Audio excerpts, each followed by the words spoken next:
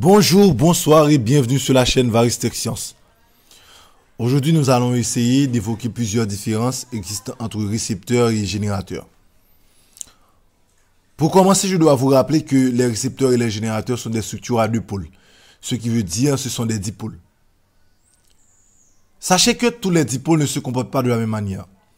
Et par exemple, certains dipôles reçoivent de l'énergie potentielle électrique de la part des charges qui le traversent. Dans ce cas-ci, on a les récepteurs. Par exemple, les résistors qui sont des fils électriques de tout genre, les lampes à incandescents, les fils chauffants des appareils ménagers qui transforment de l'énergie électrique en énergie thermique.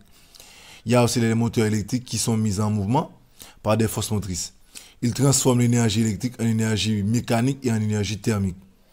Et ensuite, les électrolyseurs et accumulateurs en train d'être rechargés, ils transforment de l'énergie électrique en énergie chimique. Pour ne citer que cela, parlons maintenant des générateurs. Pour une définition simple, on peut dire que les dipôles qui fournissent de l'énergie potentielle électrique aux charges qui le traversent sont des générateurs. Par exemple, on a les piles et accumulateurs en train d'être déchargés. Ils transforment de l'énergie chimique d'un corps chimique qu'ils contiennent en énergie électrique et en énergie thermique. Il y a les dynamos et alternateurs. Ils transforment de l'énergie mécanique en énergie électrique et en énergie thermique. Les cellules photoélectriques et photovoltaïques, ils transforment de l'énergie rayonnante en énergie électrique. Les boîtes d'alimentation et transformateurs, ils transforment de l'énergie électrique sous une tension 1 en énergie électrique sous une tension 2 et en énergie thermique.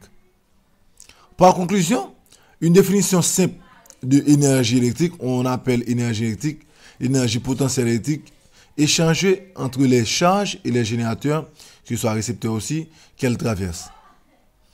Pour tous les récepteurs et tous les générateurs, il y a conservation de l'énergie.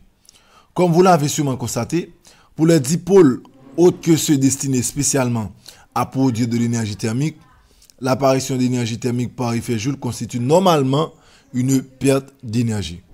Et pour finir, le courant circule à travers le générateur du potentiel moins élevé vers le potentiel plus élevé. Et pour les récepteurs, le courant circule à travers le récepteur du potentiel plus élevé vers le potentiel moins élevé.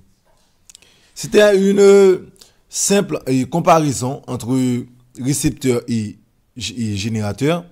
On vous donne suite pour une nouvelle vidéo. Continuez à abonner et partager tous les contenus de Varistech Science.